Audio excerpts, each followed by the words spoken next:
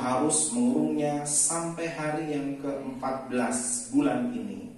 Lalu seluruh jemaat Israel yang berkumpul harus menyembelihnya pada waktu senja. Kemudian dari darahnya haruslah diambil sedikit dan dibubuhkan pada kedua tiang pintu dan pada ambang atas pada rumah-rumah di mana orang memakannya. Dagingnya harus dimakan mereka pada malam itu juga. Yang dipanggang mereka harus makan dengan roti yang tidak beragi beserta sayur pahit. Janganlah kamu memakannya mentah atau direbus dalam air. Hanya dipanggang di api lengkap dengan kepalanya dan betisnya dan isi perutnya. Janganlah kamu tinggalkan apa-apa dari daging itu sampai pagi. Apa yang tinggal sampai pagi kamu bakarlah habis dengan api. Dan beginilah kamu memakannya. Pinggangmu berikat, kasutmu pada kakimu, dan tongkat di tanganmu. Buru-burulah kamu memakannya. Itulah Paskah bagi Tuhan. Sebab pada malam ini aku akan menjalani tanah Mesir, dan semua anak sulung dari anak manusia sampai anak binatang akan kubunuh, dan daripada semua Allah di Mesir akan kujatuhkan hukuman. Akulah Tuhan. Dan darah itu menjadi tanda bagimu pada rumah-rumah di mana kamu tinggal. Apabila aku melihat darah itu, maka aku akan lewat daripadamu pada kamu. Jadi tidak akan ada tulah kemusnahan di tengah-tengah kamu apabila aku menghukum tanah Mesir. Hari ini akan menjadi hari peringatan bagimu. Kamu harus merayakannya sebagai hari raya bagi Tuhan turun-temurun. Kamu harus merayakannya sebagai ketetapan untuk selamanya. Puji nama Tuhan. Nah, saya mencoba melihat situasi kondisi yang ketika pemerintah bangsa Indonesia sejak mengumumkan tanggal 2 Maret di awal bulan tentang COVID-19, 2 orang dinyatakan pasien pertama dan pasien yang kedua, kemudian identitas mulai menyebar, sempat malu, sempat takut, dan dalam waktu yang sangat cepat, 1 bulan tepatnya dengan hari ini, maka sudah menyentuh angka 2.000 yang positif. 1.700-an yang ada sedang dalam perawatan, dan kemudian ada 191 kalau tidak salah yang meninggal, dan ada 150 sekian yang sudah sembuh. Nah, kemudian 1 bulan ini ditanggapi masing-masing dengan masyarakat Indonesia ini, ya. Kayak misalkan kita lewat di Tawangmangu, ya kalian sudah tidak boleh lewat kecuali sangat penting, ya diizinkan lewat. Nah, ketika saya susunya Jose habis, ya mau nggak mau saya harus beli susu, ya nggak mungkin tidak, ya. Jadi saya lewat itu reaksinya memang masing-masing. Di sana sudah di portal ditutup, di sana sudah ditutup. Pokoknya tamu harus lapor dan lain sebagainya. Jadi reaksinya itu masing-masing. Nah, ada yang juga lalu lalang bebas sembarangan aja, itu kan, yang batuk-batuk ya tetap tidak pakai masker, ya kayaknya nggak peduli dengan himbauan daripada pemerintah. Nah, tapi yang menarik adalah semua bangsa di seluruh dunia ini sebenarnya dalam keadaan yang mencemaskan dan ketakutan. Entah reaksinya macam-macam, ya. Entah reaksinya yang tadi ada yang ketakutan sekali sampai benar-benar di palang itu keluar masuk aja tidak. Kalau yang di tempatnya Mbak Novi ini kan cuma dikasih tulisan sepeda motor masih bisa. Tapi ada yang benar-benar disilang di palang. Artinya itu benar-benar ada kecemasan, ketakutan, pokoknya nggak boleh masuk sama sekali. Dan bukan hanya di Tawangmangu ternyata. Waktu saya disuruh Pak Ketua untuk mengambil barang di Solo, beberapa Solo pun juga begitu. Jadi disilang benar-benar ketakutan mereka, pokoknya nggak boleh masuk di situ. Nah, reaksinya berbagai macam. Nah, kemudian saya mencoba melihat ketika hari ini disuruh menyampaikan renungan, kejadian ini kira-kira sama seperti sekian ribu tahun yang lalu ketika bangsa Israel ada di Mesir. Latar belakangnya nanti saudara bisa lihat di Keluaran pasal yang ke-7 sampai Keluaran pasal yang ke-11. Ada apa di sana? Ada tulah. Maka kemudian sekolah minggu mengajarkan kepada saudara berapa tulah yang ada di sana? 10. Puji Tuhan, berarti semuanya ikut sekolah minggu. Tulah yang pertama maka dikatakan air menjadi darah, betul? Tulah yang kedua kemudian katak. Tulah yang ketiga adalah nyamuk. Tulah yang keempat adalah lalat pika. Tulah yang kelima adalah sampah pada ternak. Tulah yang keenam adalah bara. Tulah yang ketujuh adalah hujan es. Tulah yang kedelapan adalah Gula yang ke-9 adalah karena saudara membaca, makanya saudara tahu. Saya juga membaca masalahnya. Keluaran 7 sampai keluaran pasal 11. Coba kalau sudah tutup semua, lupa juga mungkin. Saya juga begitu. Tapi yang menarik adalah, saya nggak tahu, nanti saudara baca ya. Saya mungkin bisa menemukan salah. Saya hanya mendapat keterangan Gosen, di mana tempat bangsa Israel itu diluputkan dari malapetaka itu. Saya hanya mencatat 2 kejadian aja, yaitu di hujan es, dan satunya lagi di hujan es sama apa kemarin saya lupa. Pokoknya 2 aja yang saya catat itu. Alat pikat kalau tidak salah. Yang lainnya itu tidak dijelaskan apakah Gosen itu terkena dampaknya atau tidak. Tapi saya belajar itu cuma 2 itu. Gosen itu diluputkan dari hujan es, dan satunya lagi kalau nggak salah dari alat pikat. Saya lupa, benar-benar lupa. Tapi sudah saya catat sebenarnya. Catatannya nggak tahu dimainkan Jose di mana.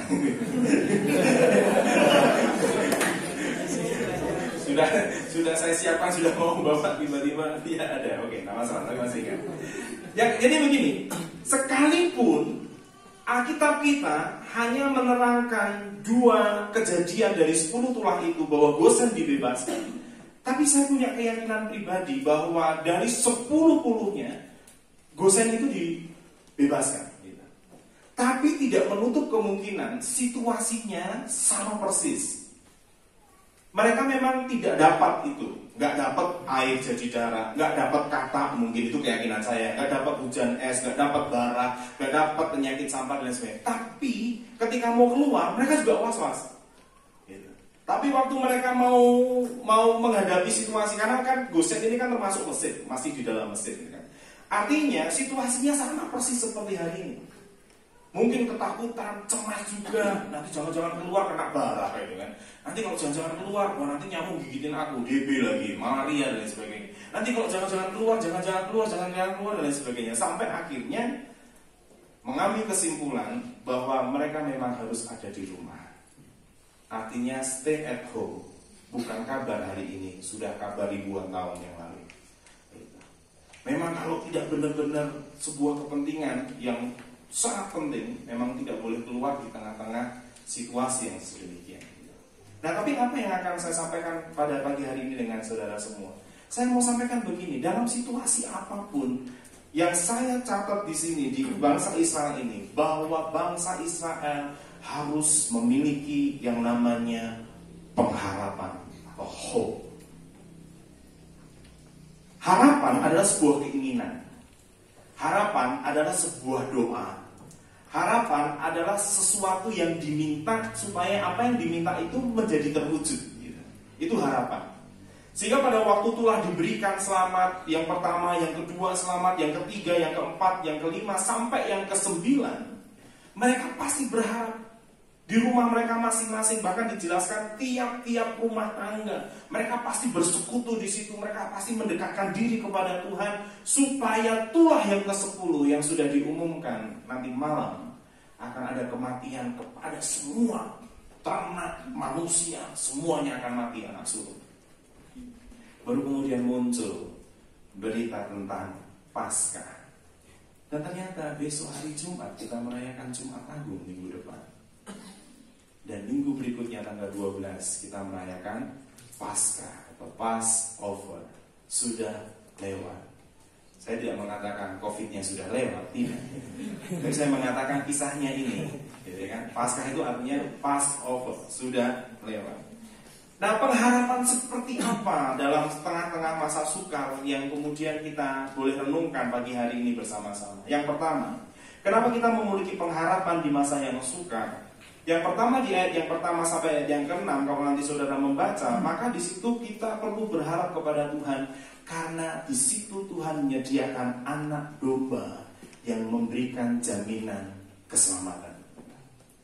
Pengharapan yang pertama, kenapa kita perlu berharap di tengah-tengah situasi yang sukar sama seperti bangsa Israel pada waktu itu? Karena sudah diberikan sebuah jaminan bahwa di dalam anak domba ada keselamatan. Lalu saya sebenarnya sedikit menggelitik, ya kadang-kadang nakal juga kayak mahasiswa, saya berpikir, kok domba ya? Kenapa nggak macan gitu ya? Atau anak gajah yang gede gitu loh, maksudnya persembahannya itu biar marem kan gitu ya. Dan ternyata itu sudah dilakukan pertama kali oleh Allah sendiri, persis ketika manusia jatuh ke dalam dosa. Di mana dia bikin cawat dari daun yang paling bahan 3 hari 1 minggu pasti sudah kering dan tidak akan tahan lama. Dan Allah sendiri yang menyembelih anak domba dan kemudian kulitnya dipakaikan kepada manusia.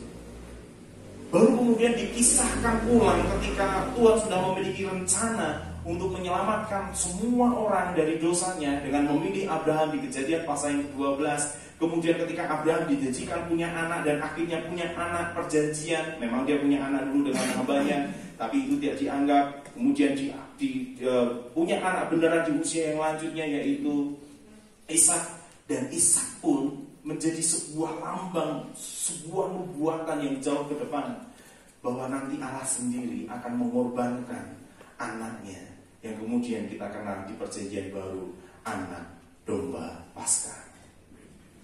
Kenapa kita perlu berharap di tengah-tengah situasi yang sukar ini? Karena yang pertama, anak domba itu memberikan jaminan keselamatan.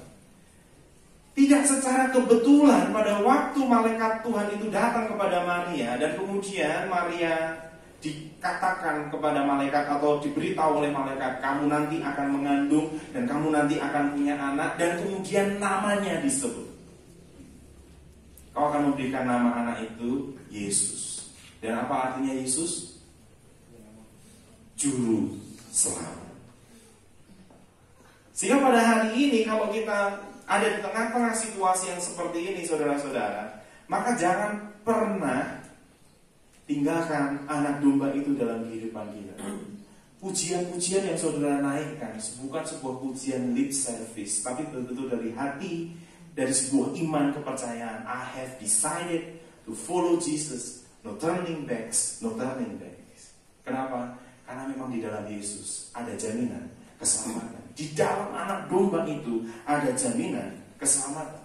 Sehingga kemudian orang Israel mulai tiap-tiap keluarga, kalau mereka keluarga kecil dan tidak mampu, mereka boleh dengan tetangganya, tetap dihitung sesuai jumlah mereka, dan ambil satu anak domba atau kambing juga boleh. Dan hari itu harus disembelih, karena lewat anak domba itu Tuhan memberikan jaminan keselamatan. Kita boleh dikarantina, kita boleh memiliki was-was, kita boleh memiliki ketakutan, tapi bukankah kita boleh juga memiliki pengharapan? Dan pengharapan kita di dalam anak domba itu memberikan jaminan keselamatan. Yang pertama itu. Yang kedua, mari kita lihat ayat yang ke-7, ayat yang tidak asing dan saudara sudah dengar ini berkali-kali, tapi saya akan mengulangi lagi dalam kehidupan saudara. Di ayat yang ke-7 di sana dikatakan demikian. Kemudian dari darahnya haruslah diambil sedikit, dibubuhkan pada kedua tiang pintu, pada ambang atas, pada rumah-rumah di mana orang memakannya. Dagingnya harus dimakan mereka pada malam itu juga, yang dipanggang mereka harus makan dengan roti yang tidak beragi beserta sayur pahit, dan lain sebagainya. Tapi ayat yang ke-7 dikatakan, kemudian dari darahnya harus diambil sedikit dan dibubuhkan pada kedua tiang pintu dan pada ambang atas, pada rumah-rumah di mana orang memakannya. Yang kedua, kenapa kita perlu memiliki pengharapan di tengah-tengah situasi yang sukar sehubungan dengan Paskah? Yang pertama, karena anak domba itu memberikan jaminan keselamatan. Yang kedua, darahnya memberikan perlindungan sekaligus memberikan kesembuhan. Katakan amin dulu. Kita buka dalam 1 Petrus pasal yang kedua ayat yang ke-24. Di sana dikatakan seperti ini. 1 Petrus pasal yang kedua ayat yang ke-24. Ia sendiri telah memikul dosa kita di dalam tubuhnya di kayu salib, supaya kita yang telah mati terhadap dosa hidup untuk kebenaran. Oleh bilur-bilurnya kamu telah sembuh. Peristiwa Paskah, peristiwa harapannya orang Israel atas keselamatan dari semua tulah yang ada, termasuk akan tulah terakhir, yaitu kematian anak sulung. Tapi kemudian ketika mereka berharap bahwa kemudian ada darah yang harus dioleskan di ambang-ambang pintu, darah itu memberikan jaminan, perlindungan, sekaligus kesembuhan di dalam 1 Petrus pasal yang kedua ayat yang ke-24. Satu pesan yang selalu diingatkan saya oleh pemimpin rohani di tempat ini kepada saya waktu anak-anak saya masih kecil. Hampir setiap tahun pasti masuk rumah sakit. Dan bukan hanya satu orang. Kalau nggak Karen masuk dulu, 2 hari berikutnya pasti Kristi. Nanti masuk lagi Karen, nanti masuk lagi Kristi. Selalu begitu tiap tahun. Sampai akhirnya saya dipanggil dan dinasihati.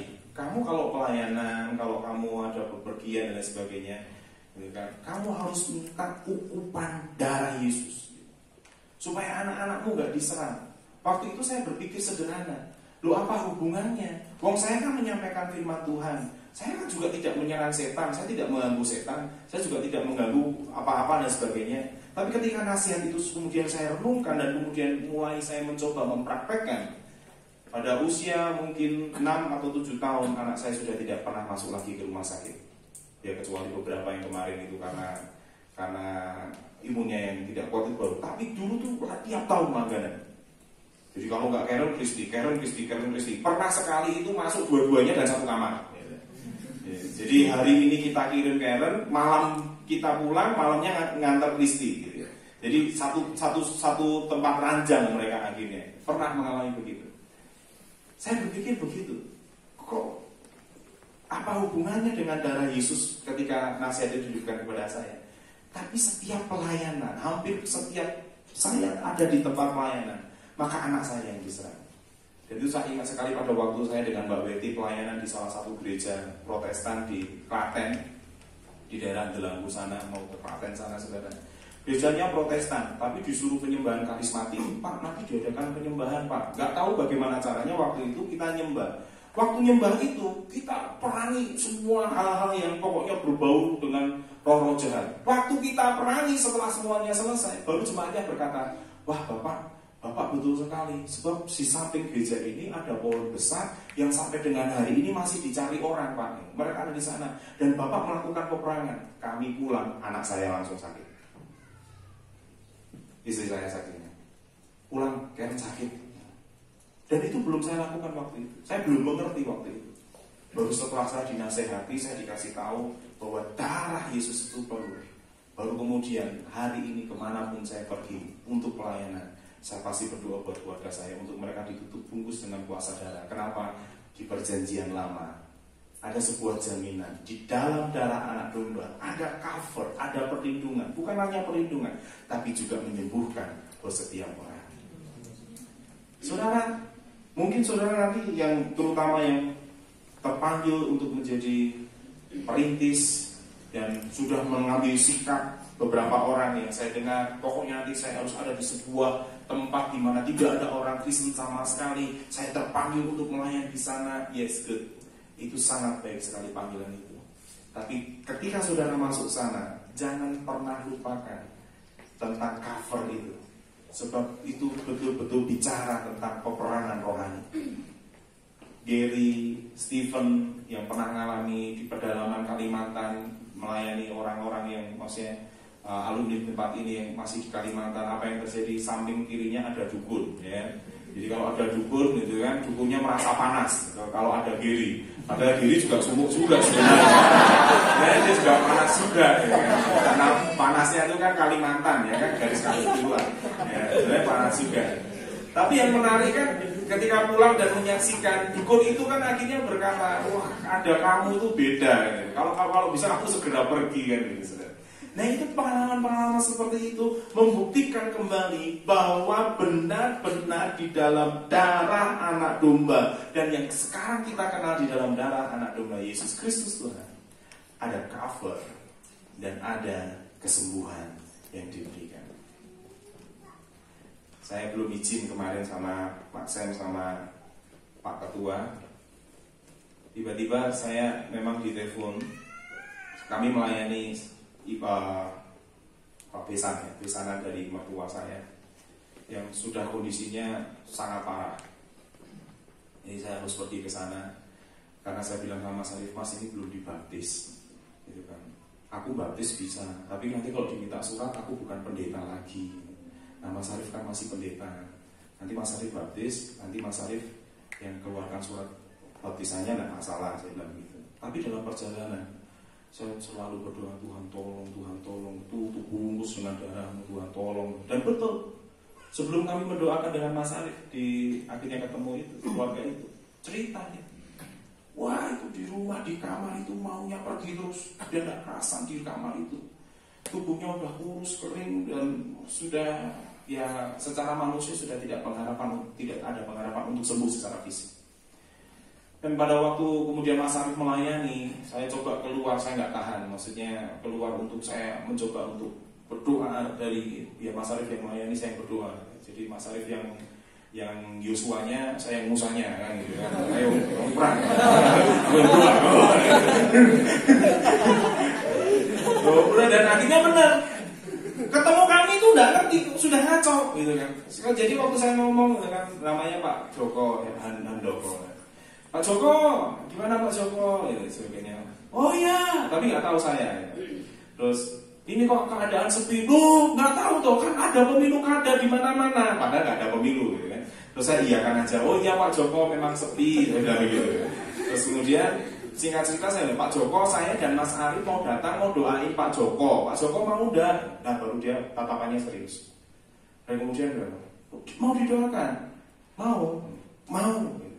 Baru kemudian Mas Arief masuk, dilayani dengan firman Tuhan, dilayani dengan baptisan dan lain sebagainya. Saya yang keluar, saya berdoa. Saya udah persiapan, tolong ambil minyak, tolong ambil apa segala macam, gitu kan. Saya doa syafaat, gitu. Karena saya yakin, gitu kan. Itu sungguh-sungguh, karena keluarganya juga merasakan. Jadi ketika dia bangun itu tiba-tiba teriak dan ketakutan. Aku jangan di sini, Aku lebih baik di rumah sakit aja. Dan dia tidak perasa. Dan saya berharap setelah kami melayani kemarin, saya berharap Bapak itu jadi lebih baik. Dan kalau memang waktunya dipanggil Tuhan, kiranya tidak lama-lama. Saya tidak mendoakan cepat mati, tidak. Tapi itu harapan dari keluarga itu, karena udah agak lama dia punya sakit penyakit itu. Artinya bahwa di dalam ukupan darah Yesus betul-betul ada cover, ada perlindungan. Dan ini kita tidak boleh main-main, saudara. Saudara nanti pergi ke suatu tempat pelayanan dan saudara di situ tidak minta ukupan darah Yesus, serangan balik itu sungguh nyata. Oleh sebab itu diingatkan kembali, di tengah situasi yang seperti ini tetap ada pengharapan kok, bahwa darah Yesus mengalahkan disinfektan apapun. Tetap kita secara manusiawi harus disinfektan, yes. Tapi darah Yesus lebih daripada disinfektan. Terus ya darah Yesus, gitu. Tapi disinfektannya Anda mati juga kita, tapi tetap berhikmat. Tapi jaminannya bahwa di dalam darah Yesus Kristus Tuhan ada cover dan ada perlindungan. Ayat yang ke-8 dan ayat yang ke-9. Pengharapan yang ketiga. Tadi ada darah, kemudian kenapa di sini juga ada disebut daging? Dagingnya harus dimakan mereka pada malam itu juga. Yang dipanggang mereka harus makan dengan roti yang tidak beragi beserta. Halo yang makan sayur, janganlah kamu memakannya mentah atau direbus dalam air. Hanya dipanggang di api, lengkap dengan kepalanya dan betisnya dan isi perutnya. Janganlah kamu tinggalkan apa-apa dari daging itu sampai pagi. Apa yang tinggal sampai pagi kamu harus bakar habis dengan api. Dan beginilah kamu memakannya. Pinggangmu berikat, kasutmu pada kakimu, dan tongkat di tanganmu. Buru-burulah kamu memakannya. Itulah Paskah bagi Tuhan. Yang menarik di situ khusus ada daging. Dagingnya harus dimakan. Cara makannya sudah siap pergi. Kemana? Keluar. Kemana? Ke padang gurun. Hebat. Di dalam daging anak domba ada jaminan yang ketiga, pengharapan yang ketiga, bahwa dagingnya memberikan kehidupan. Katakan amin lagi. Loh, saudara itu harus ya, saudara tidak terlalu merasakan dampak dari COVID ini, karena saudara punya uang tidak punya uang, dampaknya kan hanya tidak bisa keluar kan gitu. tapi kan tetap makan, ya kan? Hari ini sudah sekian banyak orang yang sudah mengeluh. Saudara lihat video-video tukang parkir itu, yuk terus, tapi mobilnya nggak ada, ya kan? Loh, dia tuh sudah kena dampak itu. Terus kemudian dia nulis, Corona, kapan kamu meninggalkan bangsaku, kan gitu. Terus sudah kena loh dampaknya. Dan bangsa kita secara khusus sudah mengeluarkan pemerintah daerah miliaran rupiah untuk hanya menangani COVID, triliunan rupiah untuk membeli alat-alat rumah sakit dan lain sebagainya. Itu memberi dampak. Tapi yang menarik diingatkan kembali kepada kita bahwa ada daging anak domba yang memberikan kehidupan dalam kehidupan kita. Bayangin itu kalau misalkan saya hanya berimajinasi, kalau dia nggak makan daging hari itu tiap-tiap rumah tangga, dan kemudian dia suruh pergi, apa yang terjadi ketika mereka ada di padang gurun? Kelaparan pasti. Perutnya diisi, makanya dia makan dengan cepat-cepat. Makanya rahasianya supaya saudara bisa makan sayur pahit, ya. Makanya gimana? Cepat-cepat makan sayurnya maksudnya. Jangan dirasa, Paris, harus gitu lah. Habis gimana? Setiap ketemu sayur tempat sampahnya penuh dengan sayur. Aduh, kasihan ya para sayur itu. Sayur itu imun yang paling bagus. Saya bikin vlog gitu kan. Obatnya, salah satu obat belum dipastikan sebenarnya, belum ada obatnya. Tapi salah satu yang bisa mengobati COVID ini adalah klorofil. Klorofil itu obat Cina, ya, untuk menyembuhkan malaria. Ya. Tapi sebenarnya kemudian Presiden dan Menteri Kesehatan berkata begini, itu bisa dicegah dengan klorofil. Apa itu klorofil? Hijau daun. Kalian suruh makan sayur? Nah, bukan bagianku. Bagianku daging. Come on.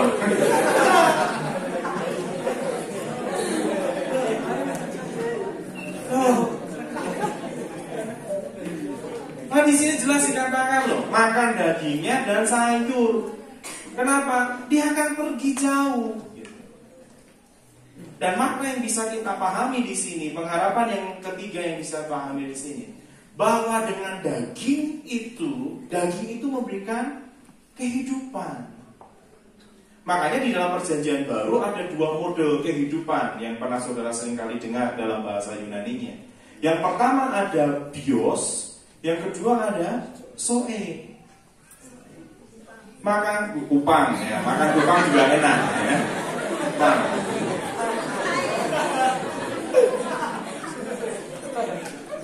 jadi kalau belum pernah makan lontong balap, makan lontong kupang dulu. Zoe itu kehidupan di masa yang akan datang, kekal. Tapi bios itu yang kita selama di sini. Kehidupan yang sementara, makanya muncul istilah biologi, makhluk hidup yang hidupnya itu sementara. Pohon ya sementara, binatang yang sementara, manusia juga sementara, semua ada batas umurnya. Tapi di sini dikatakan daging itu memberikan kehidupan. Mari kita lihat dulu dalam Yohanes pasal yang ke-6 ayat yang ke-35. Yohanes pasal yang ke-6 ayat yang ke-35. Di sana dikatakan seperti ini. Kata Yesus kepada mereka, Yohanes 6 ayat 35. Akulah roti hidup. Barang siapa datang kepadaku, ia tidak akan lapar. Dan barang siapa percaya kepadaku, ia tidak akan haus lagi. Betul kita di tengah-tengah situasi yang seperti ini. Dan beberapa orang sudah kena dampak. Oleh sebab itu, saya tetap menganjurkan saudara terus berdoa. Ada beberapa kelompok-kelompok doa yang saudara sudah bentuk. Puji Tuhan.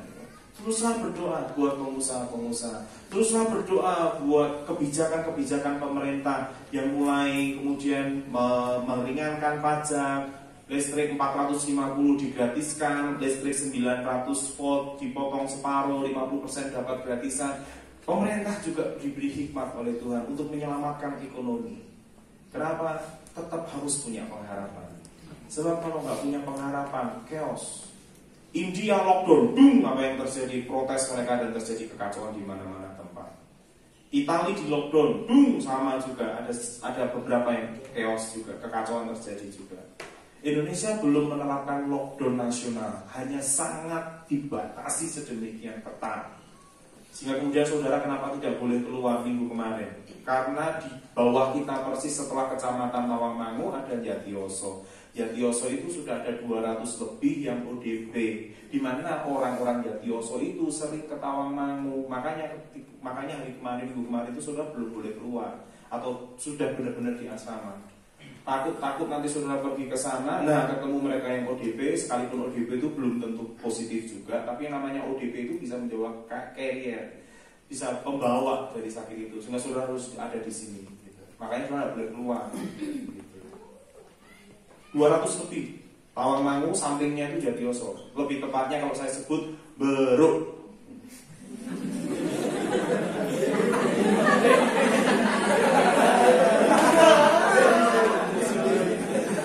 Jadi Beruk itu sudah Jatiyoso. Makanya kita lockdown beneran untuk komplek kita. Tidak boleh. Kalau memang makanya tetap diizinkan beli barang dan sebagainya kepada staff. Ya tetap harus berhikmat juga, tapi tetap harus punya pengharapan. Harapannya adalah bahwa daging itu memiliki kehidupan. Kehidupan saudara sementara di sini, yakinlah Tuhan mencukupi. Nah, kita rapat, Bunda mengumumkan beras 3 ton habis, 3 ton, 3 kuintal habis dalam 1 minggu ya, dalam 1 minggu.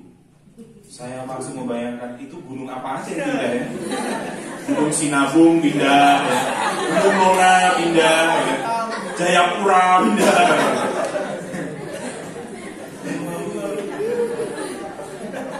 Tapi dengar ini yang menarik.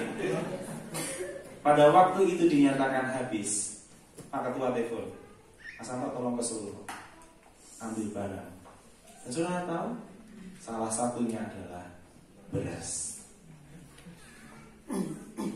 Apa artinya? Tuhan masih memelihara hidup saudara. Tahu. Terus kita sudah bisa kemana-mana kan? Barang yang salah satu saya ambil dari Solo itu beras isinya 3 karung atau berapa karung. Mas Gonggong yang angkat, saya tidak angkat misalnya. Kak Gonggong yang, oh sini saya bantu pura-pura.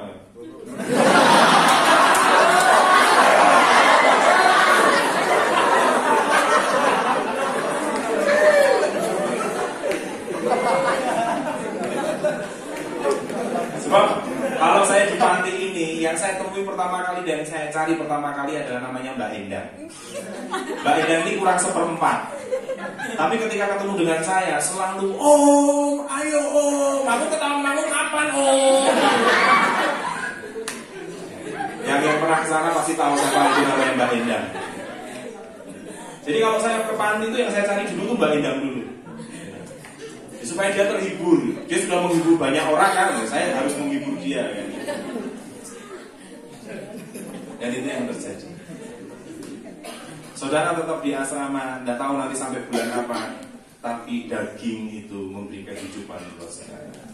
Ada harapan, ada bios yang dipelihara oleh Tuhan, dan setiap orang pasti mati. Entah terkena virus itu atau tidak, semua orang pasti mati. Tapi mati pun Tuhan sudah janjikan sebuah kehidupan yang kekal atau zoe. Pasti mati. Kita menikmati kekekalan bersama-sama dengan Tuhan. Pengharapan yang pertama, anak domba itu memberikan jaminan keselamatan. Pengharapan yang kedua, darah daripada anak domba itu memberikan cover sekaligus kesembuhan. Pengharapan yang ketiga, di dalam daging itu Tuhan memberikan sebuah kehidupan buat bangsa Israel dan buat kita hari ini. Dan yang keempat, yang terakhir, kita lihat di dalam ayat yang ke-13 sampai ayat yang ke-14. Di sana dikatakan seperti ini, dan darah itu menjadi tanda bagimu pada rumah-rumah di mana kamu tinggal. Apabila aku melihat darah itu, maka aku akan lewat daripada kamu. Jadi tidak akan ada tulah kemusnahan di tengah-tengah kamu. Apabila aku menghukum tanah Mesir, Hari ini akan menjadi hari peringatan bagimu. Kamu harus merayakannya sebagai hari raya bagi Tuhan turun-temurun. Kamu harus merayakannya sebagai ketetapan untuk selamanya. Pengharapan yang keempat, bahwa tulah kemusnahan tidak akan dialami ketika orang itu punya pengharapan, punya pegangan di dalam anak domba itu. Tidak akan. Terus kita doakan dan terus kita percayai. Tawangmangu memang ada PDP cuma satu, positif 0, ODP 0. Tawangmangu, tapi PDP ada satu. Terus waktu kita berdoa, kita yakini. Waktu saya sharing dengan tingkat 2 dan tingkat 3 tentang doanya Abraham, saya berkata kepada saudara-saudara tentang probabilitas, kemungkinan keselamatan Sodom dan Gomora. Sodom dan Gomora itu penduduknya diperkirakan 3.000 sampai 5.000 dua kota itu pada waktu mau dihancurkan. Kalau seandainya itu 5.000 orang, 5.000 jiwa pada waktu itu, seandainya berandai-andai, waktu Abraham meminta supaya bangsa itu tidak dihukum, berapa yang diminta oleh Abraham? Pertama kali 50 diminta. Dan ketika 50 itu ada, Tuhan berkata apa? Sodom dan Gomora tidak dibinasakan atau dimusnahkan. Betul ya? Artinya 50 itu menyelamatkan seluruh bangsa, 5.000, betul? Abraham kurang yakin. Karena begitu jahatnya bangsa itu mungkin. Lalu dia mulai mengurangi 5. Tuhan, kalau 50 itu kurang 5, apa yang dikatakan Tuhan? Tetap tidak membinasakan. Masih gak yakin Abraham? Maaf ya Tuhan ya, kau kan sahabatku, ku sahabatmu. Kalau itu tidak ada, hanya ada 30 orang. Dan Tuhan berkata, kalau ada 30, 5.000 pun juga tidak akan dimusnahkan. Gak yakin. 20 Tuhan, tidak akan dimusnahkan. 10. Dan apa yang dikatakan Tuhan? Kalau ada 10 pun tidak akan kumusnahkan. Wah, hebat sekali si Abraham itu. Baru kemudian saya menafsir, tafsiran saya bisa salah. Abraham tidak minta lagi. Kenapa? Karena tafsiran saya mencoba berdiri di pihaknya Abraham. Abraham ngitung 10. Kemungkinan ada dari 5.000 itu 10. Karena ada Lot, istrinya, 2 orang anaknya perempuan, calon mantunya ada, keluarga calon mantunya mungkin. Itu yang mungkin Abraham pikirkan. Saya tidak terlalu jauh menafsirkan itu. Tapi saya hanya berpikir, sehingga Abraham tidak menurunkan lagi. Karena dia berpikir, oh berarti 10 ada. Tapi bukan ini yang saya mau menekankan. Yang saya tekankan begini, ternyata doa satu orang benar besar kuasa. Dan itu ditulis oleh Yakobus. Bukan doa yang benar. Saya sering kali ngajari anak saya, Karen dan Kristi, yang didengar Tuhan itu bukan doa yang benar. Doa orang benar, artinya kamu dulu yang benar. Ya tuh Pak, teman-temanku tuh kalau mau masuk kamar mandi harus doanya ini, keluar kamar mandi doanya ini. Ketemu setan ayat kursi. Terus Kristi bilang gini, kalau setannya keluar kursinya yang dilempar Pak. Kacau anak saya.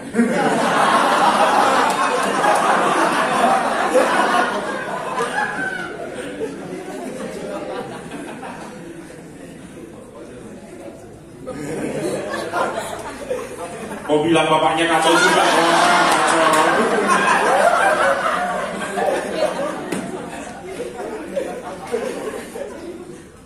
Memang bukan doa yang benar yang dijawab, tapi doa orang benar. Tawangmangu ada berapa orang? Kenapa PDP-nya 1? Sudah berpikir ke sana? Kenapa 0 positif dan 0 ODP? Saudara berpikir ke sana tidak? Karena ada kalian. Karena ada saudara. Lalu kemudian saudara, ya Tioso ada Pak Yusa Pak.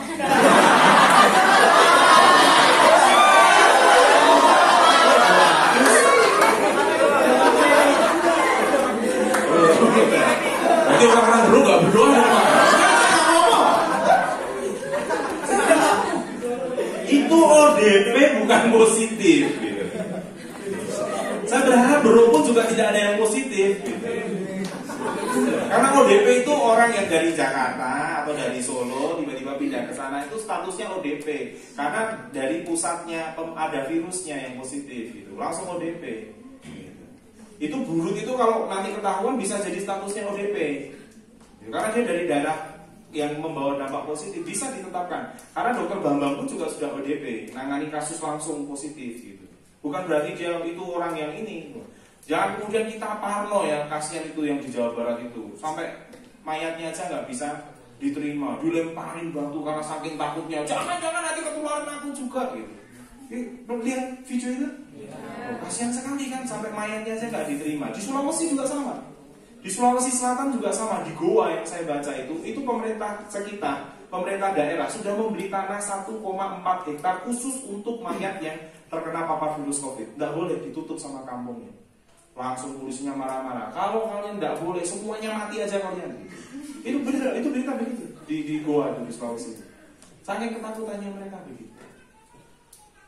Tapi karena ada orang benar, virus ini harus benar. Sekalipun nanti ada yang datang lebih dahsyat dari itu. Berharap ketika itu ada datang yang lebih dahsyat, semua kita sudah di awan-awan bersama. Yang percaya pray, yang percaya amin, yang percaya pos, suruh berdebatkan lagi. Kita nggak mau berdebat, kita percaya imannya dulu. Ini lewat corona. Nanti kan ada yang kan kata papi khotbah yang 2 minggu yang lalu kan, ini kan permulaan, ya kan, kepada murid-muridnya sudah disampaikan. Ini baru permulaan. Artinya berarti ada yang lebih hebat. Kalau ada yang lebih hebat nanti, doa-doa kita dijawab dulu. Ada yang lebih hebat datang, kita sudahkan dulu di hadapan Tuhan. Yang saya tekankan di sini, saudara, sebagai orang benar yang sudah dibenarkan oleh darah anak domba, yang sudah ditebus oleh darah anak domba, saudara punya kewajiban untuk bersyafaat kepada orang-orang luar sana.